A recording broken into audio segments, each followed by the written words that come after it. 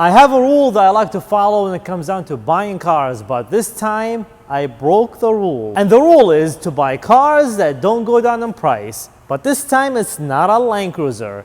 Ladies and gentlemen, hi, my name is Chad Nasser. Let me introduce you to my latest acquisition, a Tesla Cybertruck. Please do not annihilate me in the comments. I am going to be telling you about how I got the vehicle, why I got the vehicle, when I got the vehicle, and also what my plans with it. I'm also going to give you a quick tour, and maybe we're going to take it for a quick drive. Just like many people when they first seen it back in 2019 when this very first Alien was released. I saw this one and I absolutely loved it. I hated it because it's ugly, and I also loved it because it looks different. I had no idea that this was gonna be an actual production vehicle, which is the one that was released. But all I had to do is put a deposit and wait. The initial excitement wasn't just the shape of this appliances, it was also the price of it. The price was in the high $50,000. That was back in 2019. It's over 4.5 years ago. But things changed. And the very first thing that changed is when are we gonna receive these vehicles? Every person was so excited and waiting for these trucks.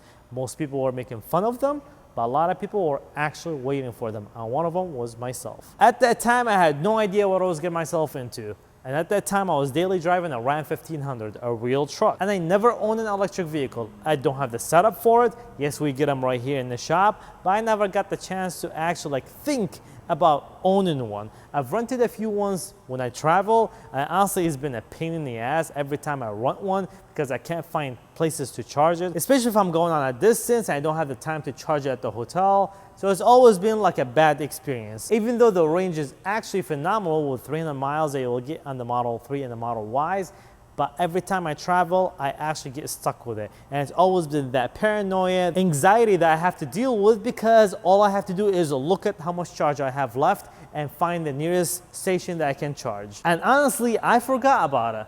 And years were passing by, and I see videos popping up on my feed on YouTube, and I had to watch them. My opinion overall did not change. I had the deposit was paid back in 2019, $100 was fully refundable, and all I had to do is wait. Until I got to see it in person finally for the very first time in Austin, Texas at the end of 2023. It was a manufactured vehicle that was full of mud with a manufacturer plate. That was not the vehicle that was supposed to be delivered. And when I saw that thing for the very first time, I was shocked. The first thing was the size. The second thing was the size of the windshield wiper. The third thing is that thing was full of mud, the whole stainless steel, the entire look. I absolutely fell in love with it at that time. And when I first saw it in person for the very first time, I was completely shocked and also hooked because this thing looks a lot bigger in person than what it looked in pictures. And I could not wait to get it. But here's the thing. A couple months passed by and Tesla holds a conference about when they're gonna start the production, the specs that you can option out, and also when they'll be doing deliveries. And the biggest disappointment that every person had on their face is the price. And the reason is back in 2019, Tesla promised that this vehicle is gonna be around $50,000, but that did not happen. At the end of 2023, when Tesla announced the pricing and the specs for the Cybertruck, the starting price was $80,000 for the dual motor and $100,000 for the tri-motor, which is the Cyber Beast. But here's the catch. If you want the vehicle now, and they were doing like an early run, they called it the Foundation Series, that was an additional $20,000, which are options that we don't have. So that was $20,000 on top of the 80, brings up the price to $100,000 on the dual motor, and $20,000 on top of the 100 for the Cyber Beast, bringing the price to $120,000 for the Cyber Beast. But let me tell you something. People went bananas when they first came out. They were trading for $250,000 for the regular dual motor. You pay $100,000 for that one. If you received it really early, you can sell it for $240,000, $250,000 at that time. And slowly after that, the prices started dropping. In the past 6 months, these trucks were losing at a rate at some point it was dropping by $10,000 every week. And now they're out there. You can get them for closer to MSRP or a little bit more, and that's how much they're trading. The tri-motor Cyber Beast is bringing a lot more money because there's more demand, and also there is a lot less productions on that one.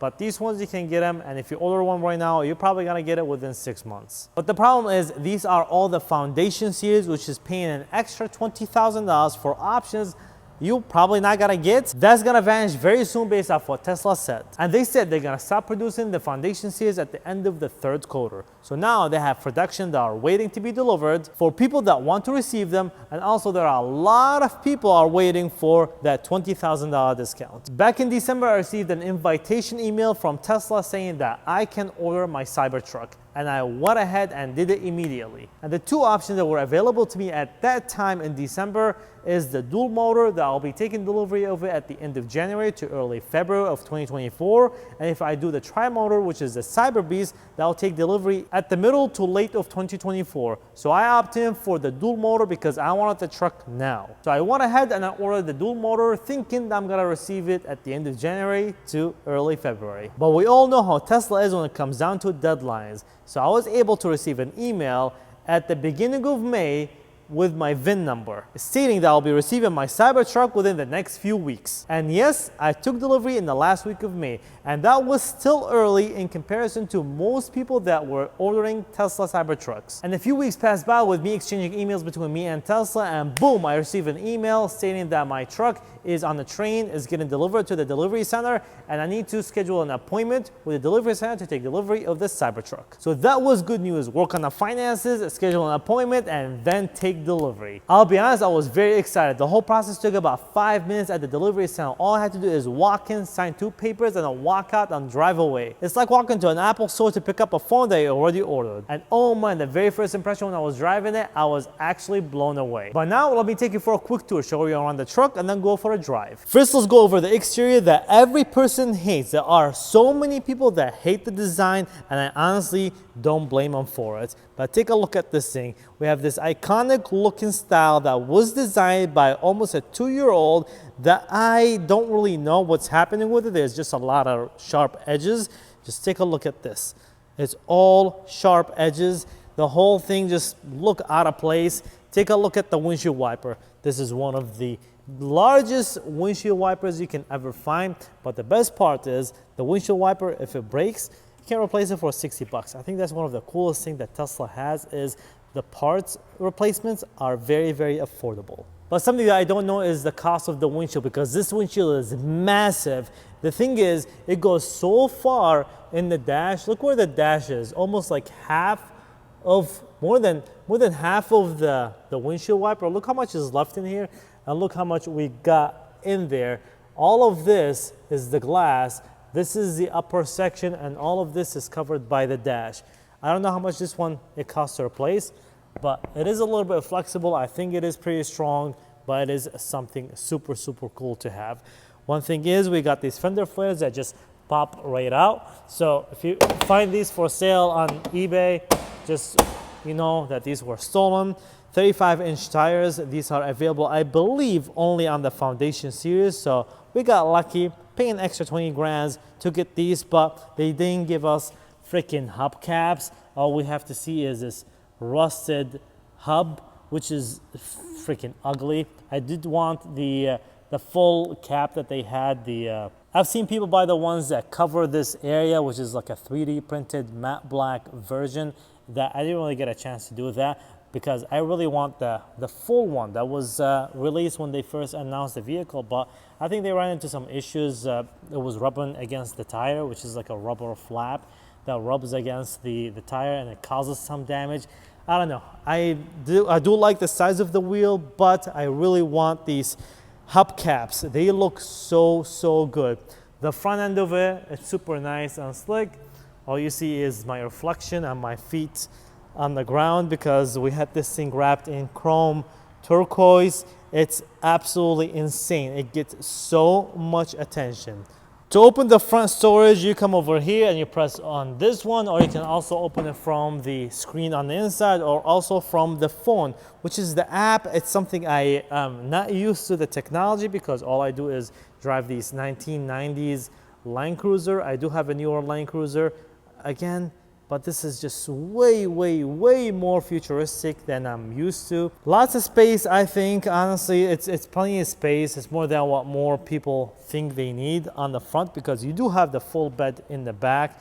To close this, all you do is you press that button, and you can see this one closes off. Pretty cool. We got the tow hooks up front that I've never used. And now let's go on to the side to open the door. Super simple. You push on this button, the mirror folds out. You open this one. You can see the stainless steel. It's kind of corroding. I don't know, maybe that's how it looks. Actually, that's how it looks. See the chrome. This is chrome teal. Look at this thing. Absolutely beautiful. We did cover this one with paint protection film on top so it doesn't get scratched up.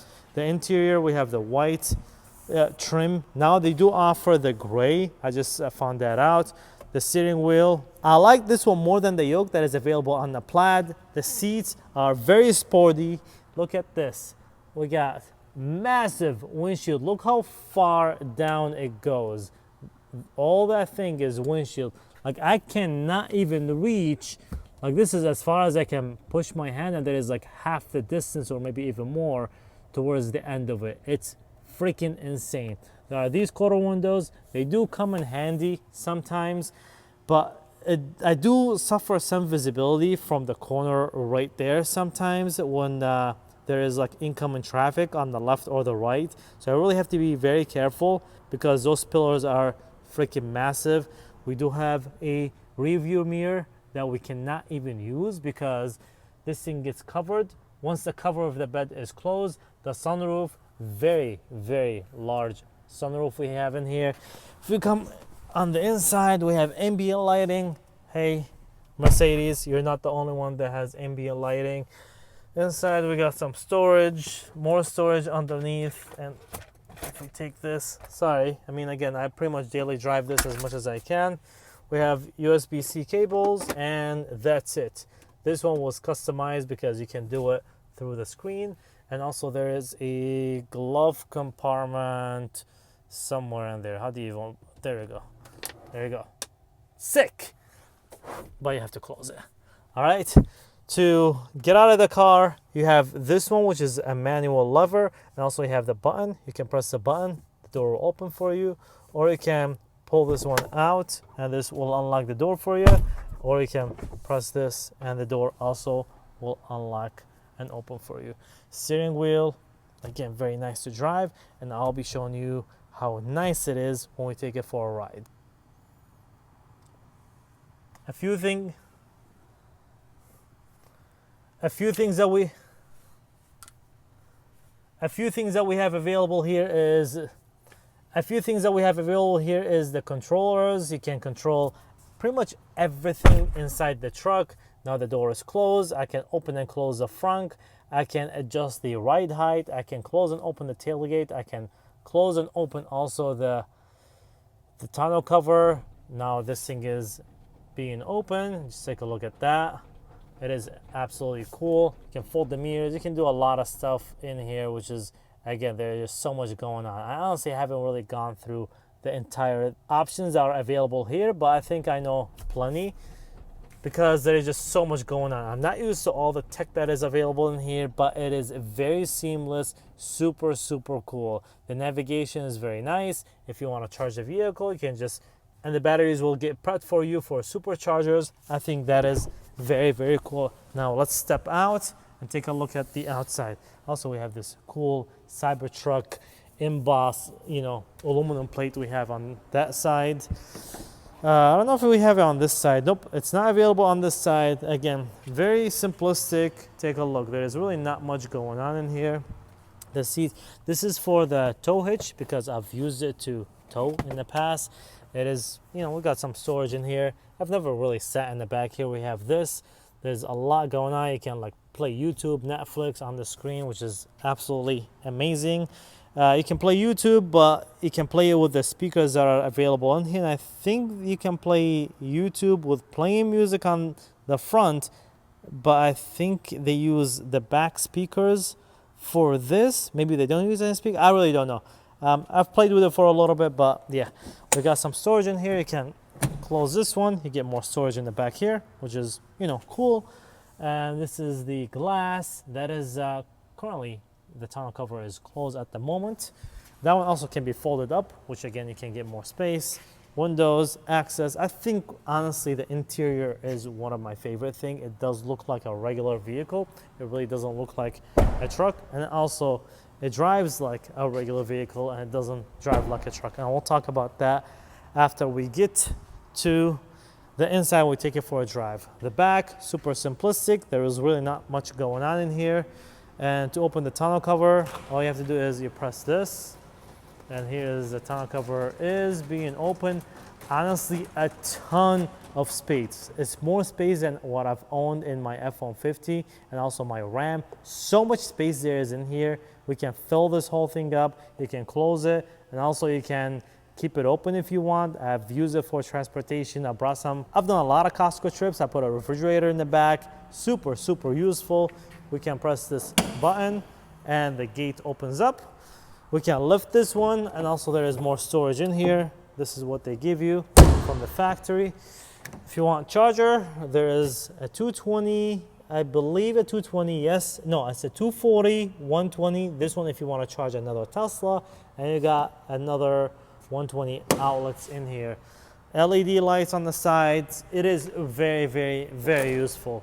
That's the glass that you almost don't really have access to with using the rear view mirror. That's the rear view mirror right there. You really don't see anything through that glass if the tonneau cover is closed, because it covers it. You see that? It covers it like that. So that's the issue with having it closed. I personally love the way it looks once it's open, because it looks like a truck. But the problem is it does mess with the aero on the vehicle, so there's more drag when the tonneau cover is open, so you get less fuel economy, less range.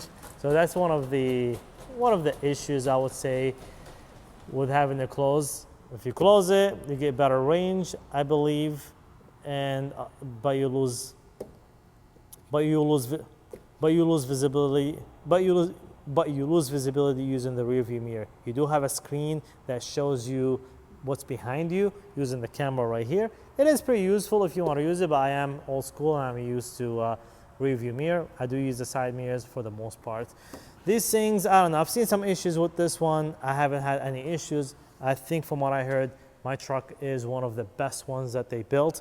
You can see my feet in there. This thing is a mirror. You can just take a look at this. I can see myself. I just love the wrap, love the graphics. This is my company logo. We'll talk about this later when I take it for a drive. Look at the reflection.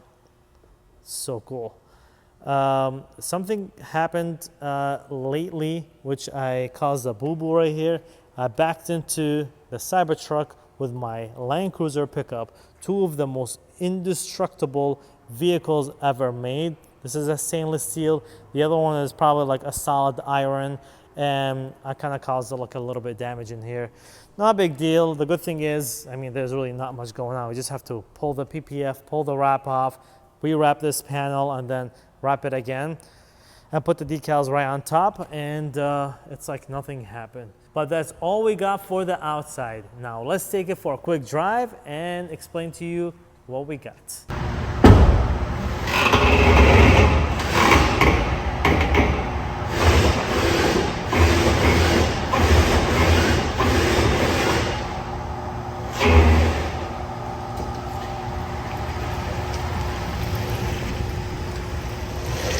All right, everyone, we are inside the Cybertruck. Now we're gonna go for a quick drive, and I'm gonna be telling you what my plans are with the truck and how it drives. Let's go. One of the very common things that people are complaining about this thing is how ugly this is. And honestly, there is nothing I can say about how it looks. Yes, I already mentioned that the looks is completely odd. It is not something that we're used to, but personally, I absolutely love it. And the reason is because it's an attention getter. And that's one of the reasons why, more like it is the reason why I got this vehicle, is because of how much attention it gets. It's a showstopper. And honestly, it is insanely dangerous. especially with the way it looks right now. Even though the way it looked before it was being wrapped, it was still getting a lot of attention. Every client that comes to the shop, before they tell us about their plans with wrapping or what color they choose, they already say how, I mean, look, everyone's looking. They already say like how crazy it is and how much attention it gets, which again, sometimes it is kind of scary, but that's what I got this thing. Now we're gonna hop on the freeway and I'm gonna tell you what the cool things about driving this thing. The very first thing is, like I mentioned, is the steering wheel. I love this one more than the one that was available in the Model S, which is the yoke that's on the Plaid. I hated that one. It is very difficult to use because it is open. Like, it's not like this one. It's like a full, like it's fully round. That one is open from the top, and I believe the bottom too. I don't really remember. It's just really hard to use it, and also it doesn't have the steer by wire, which this is the main reason why I love this thing the most, outside of how it looks, is the steer by wire that this one has. The Model S Plaid, the way it turns with the yoke that it has, you can do like several turns, like several 360s to lock the wheels completely. This one you can do less than 180 turns and you'll lock the wheels completely with the rear wheel steering. It does get used to it over time. That's something I don't really trust a lot of people loaning this vehicle to before, you know, I trust them with driving it. I always emphasize the point where they have to be very, very careful, especially if they are turning at like very low speed or like backing up the vehicle, because the sensitivity is very, very high, and the moment you make a small turn, the entire front axle or the entire steering rack, I don't know what you'd call it, the front and the rear, they will turn at the same speed, which is insane. Okay, it is super awesome, super easy to use once you get used to it. But if you don't know how to use it, it does take a little bit of time to get used to it, especially if you're driving at a low speed, like pulling into, you know, a gas station. That takes a little bit of time because the moment you slow down speed, you don't know how fast you need to turn in order for you to get in. So it does take a little bit of practice, and you have to be very careful. That's why sometimes, or most of the time, I really have to watch the curb and make my turn slowly before I make it faster. And if I need to, I'll turn a little bit faster. Why? Is because of how it reacts, how the steering reacts to the movements that you make, or how the tires react to the movements that you make, which is very, very short. It's not a big movement. But the best part is, which you will not even notice, is when you're on the freeway. Currently we're on the freeway, we're doing 70 miles per hour. It's amazing. You cannot hear any noise, no wind noise, no vibration. It does drive like a car. The best thing about driving with the steer-by-wire on the freeway or at a higher speed is you really don't feel it. It drives like a normal vehicle because it adjusts depending on the speed that you're driving. So you can drive it like a normal vehicle. You can, you know, switch lanes, you can swerve, you can make your turns just like how you do it on a regular vehicle. But the best part is not only that, is it's a lot more sturdy, unlike the other vehicles. Like personally, I've experienced how sturdy it is, like the steering wheel, especially when I switch lanes on the freeway. Currently we're doing 76 miles per hour. The best thing is, like, it doesn't have that wobble when you make the lane change. Again, I noticed it on the GT3. Maybe it's something has to do with the suspensions, but also it's probably something also has to do with the steering wheel, which is one of the main things I love.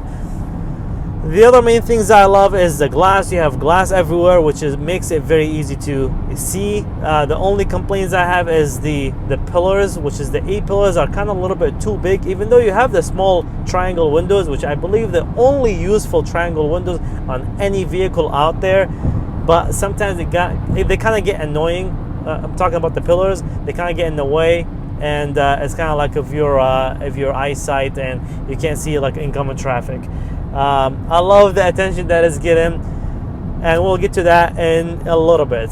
One of the other things I love about this, even though I'm not a guy that listens to music all the time while driving, typically it's either like muted or I'm using my headset or like my headphone, I'm like listening to something or talking on the phone. So I'm not like the type of guy that always like plays music in the car. In fact, none of my cars I've ever owned, I've never connected the Bluetooth to the vehicle, where I don't really use it. I don't like the fact that every time you hop in the vehicle, if you're on the phone, it does that switch where you have to turn off the Bluetooth or disconnect or do whatever just so you get out of hearing the person that you're talking to over the speakers.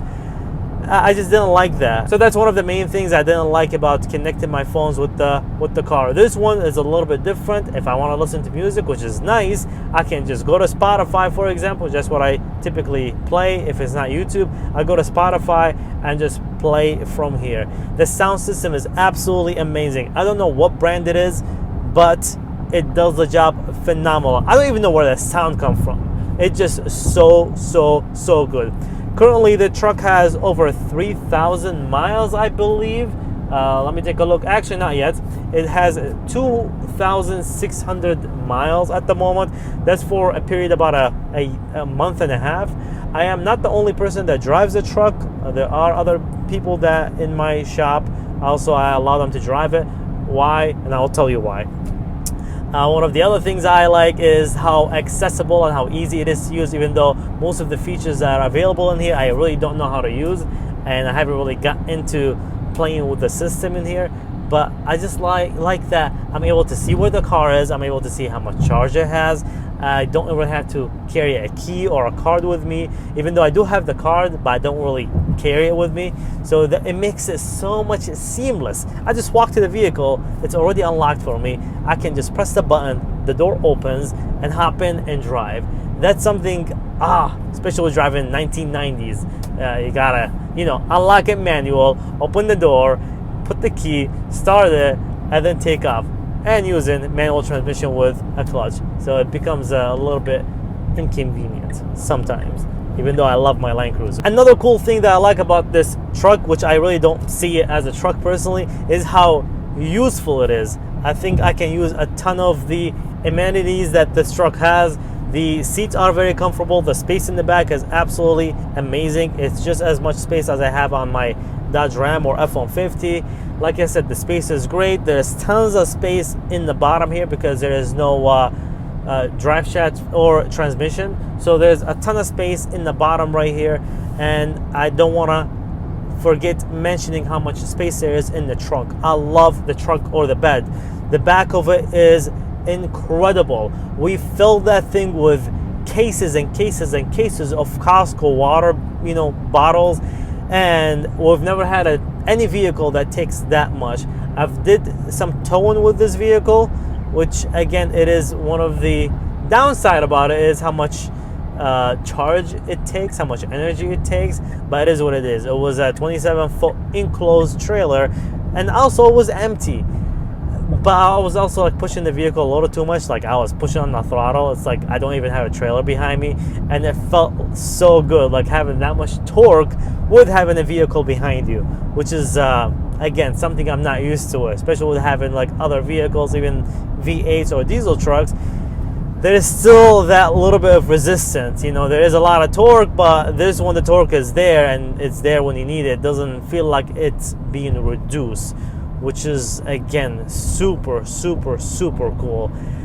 I love how quiet it is. I don't hear road noise. I don't hear the tires, even though they're 35-inch. They're super comfortable. I don't hear whining. I don't hear vibration. I don't hear cracking. I don't hear anything. I love this thing. Like I do 100 miles per hour and it feels like I'm just doing like 55. It doesn't feel like I'm going fast. I think it has to do with the suspensions. It has to do with the insulation. It has to do with the aero, the way it's designed. There's just so many cool things that the way this one is made, where it makes it super useful for daily use. And I cannot stop driving. Now let's get to the part what my plans with the vehicle. Honestly, like I said, I know I'm gonna be taking some depreciation, which is against my rule.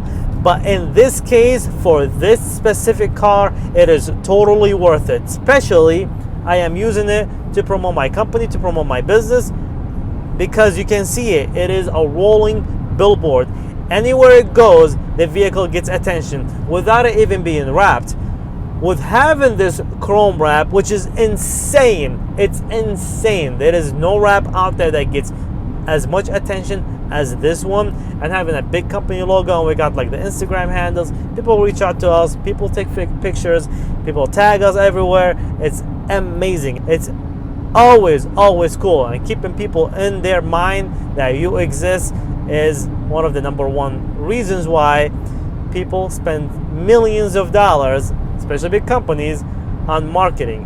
Why does Coca-Cola have to make ads? I don't even know why, but they do, because they just want you to keep their product in your mind. And because it's a head turner, it's a rolling billboard, everybody takes pictures of it. Anywhere we go, to a car show, anywhere we go, this thing gets all the attention.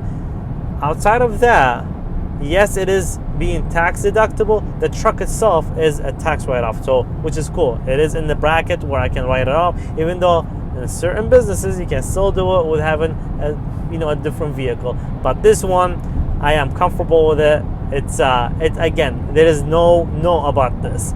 It's perfect. So that's why I am okay with keeping it. I am okay with taking the depreciation. I really don't care how much it will cost, because we are attracting a lot of clients that own Cybertrucks, and we're servicing them, and people come into us, especially people that have Cybertrucks. We even offer this Cybertruck because they're able to drive, because they have a Cybertruck and they were able to deal with the steer-by-wire. We offer it to them as a loaner vehicle. Usually the job takes about an hour to 2, and we sometimes a day to 2, and we tell them if they want the vehicle, they can have it, and they bring it back to us, no problem. We've done it several times. We've gained these clients. That's been one of the best investments. So these are one of the cool things that we can use this truck for, is outside of it being parked outside or going to shows and getting pictures of it or getting the attention. Also, the clients that come to us with Cybertrucks, they get to use it, and they can also promote for us when they drive it. So it's a win-win in the end. That's the cost of operating a business, and I cannot say no to spending a little bit of money just so we can get extra eyeballs, because in the end these are all almost free leads, and we're able to convert them, and they are pretty much coming in as clients already. They are hot leads. They're coming in to spend some money. Why not add a little bit of icing on the cake? Now the last thing is, I really don't know how long I'm gonna keep the Cybertruck for, even though it really drives like a Porsche or like a regular car. It doesn't really feel like it's driving like a truck. Most trucks don't really drive like trucks anyways. Like the new ones, they drive amazing, but this one drives so much better. I can go much faster on a Ram than I'll go on like a regular pickup truck, but the new pickup trucks are phenomenal. They have a lot of options, a lot of cool stuff, and this one, I think it has most of them as well. What my plans with it, I don't know yet. I don't know how long I'm gonna keep it for. I have no idea. Maybe 6 months, maybe 2 months, maybe 2 years. I have no clue. For now, we're just gonna use it, we're gonna drive it, and we're gonna enjoy it. We're gonna let the people that we know, and the people that we like, and the people that like us, we're gonna let them enjoy it as well. I have zero problem, zero worry about other people hopping in it, taking it for a ride, or loaning the vehicle. I honestly have no problems with it as long as you don't crash it. So what are my plans with it? I don't know when I'm gonna get rid of it, and the only way for me to get rid of this one is to replace it with the quad motor, which I believe that's gonna happen at some point, and these are stages that most car companies do. Ford did it with their Mustang. They usually announce the Mustang, the V6, and then the GT, and then maybe like the Dark Horse, and then they will give you like the GT350, and then the GT500, and then so on. And now there is like the I forgot what it's called, TD. I forgot what it's. And same thing with Tesla. First thing is with the Model S, they came with the 75D, I believe, and then 85D, and then 90D, and then 100D, and then P90D, and then P100D, and then they were like, you know what? Here you can have this. It was I think the Performance, and then they made the Plaid. So I'm gonna wait. This is the dual motor. I'm pretty sure they are gonna come out with the quad motor, because the Cyber Beast is a tri-motor. It does have a motor in the front, and it does have 2 motors in the back. The roads that we're driving right now, there's lots of bumps, and it's really not the cleanest road in the greatest states of Michigan. I hate this when it notifies me that, you know, I'm getting closer to the other cars, by the way. This is common on a lot of newer cars. I believe I can turn it off, but it is what it is. I have to deal with it because I get a little closer to other cars, but I know how to slow down, so I really know how to drive. So I'm gonna wait a little bit until the quad motor will come out. Will I get rid of it until the quad motor comes, or will I wait until the quad motor comes? I don't have an answer for that, but for now, I really don't care about putting miles on this thing. I am gonna be taking, you know, a big loss on it. I really don't know how much it's gonna be. I think it's gonna be at least $20,000, $30,000, $40,000 on this one. But to be honest, it's worth it because people spend a lot of money on cars. I don't know, you can go and buy a Maserati for $80,000 and you will sell it for $40,000 in a year or so. And that's a regular, probably Maserati like SUV, which it doesn't really gain you anything. For this one, we're using it as a marketing piece and is absolutely worth it. But for now, that's all I got to say about the Cybertruck. In the future, most likely I'll be making another video. Thank you all for watching, and we'll see you in the next video.